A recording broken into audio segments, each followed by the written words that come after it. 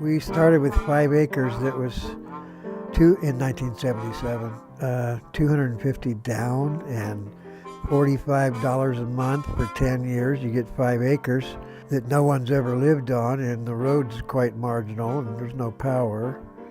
It is a nice small town feeling. You tend to know people and vice versa. And I'm glad my kids grew up here. I think I would have liked growing up here. Somebody in Lewiston cut down 2 big sycamore trees. They were both at least 32 inches in diameter. So in the case of a book cover, if I want a book cover 9 inches wide, it's probably going to take a tree that's at least 2 to 2.5 feet wide, a diameter. My students would choose sycamore over other woods just because of the look of it. It has prominent medullary rays, and those are those stripes that you see going across and in patches on each cover. If they are cut in a quarter on a good piece of wood, then you're going to have a lot of medullary rays, which is what you look for to see if it is quartered. Plus, it's really nice to look at. The quicker you get to it and cut it up and stack it and sticker it, then the better chance you have of not cracking. And it'll dry sooner. It dries much sooner in half-inch thick boards. A book cover is a special case in wood, and that's why you have to be so exacting, as in a guitar top, for instance, in that it's thin, and the larger you go and the thinner you go, the more unstable it is as a piece of wood, and there's not anything really holding it except the hinge of the cover, and it's loose on all 3 other sides.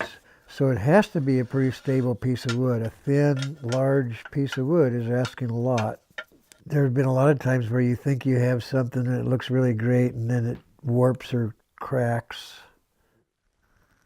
So I cut it on the quarter as soon as possible. I run it through the planer to make it a known flat surface. I run it through the planer again, so this is the second time in the planer after the drying, which its very earliest would be 2 to 3 months, would be pretty quick. But they're thin, and if I take care of them, they can dry that quick. So after I've scraped the machine paring from the planer, then I will plane it and shape it, and then I'll come back and scrape down the outside of the board after I've done all the other hand tools on it. But in the case of the Firestarter books, these are all the same thickness to begin with, and then I have to cushion bevel them. So in other words, the middle of the board is still the full thickness, and then I taper it around all 4 sides into a fairly thin edge. And that is a good test of a piece of wood, because even some nice wood that I have that is fine in a even thickness, in other words, not beveled, then those are flat. But as soon as I shape them cushion bevel, then they can warp. If those stay flat, then I'll finish them. In other words, do a lot more fine sanding and fine shaping. Then I'll burn them, and that distorts the wood in a shocking way that I've never seen before until now. And I may very well burn both sides to balance the extreme warping, and that may take more than one try. Then I finish the outside and around the edges, all the parts that will be exposed, with a wood finish. It's 1/3 raw linseed oil, 1/3 raw pine pitch, and 1/3 raw beeswax. All mixed together hot, and it's put on with a cloth and buffed off, and that's done several times.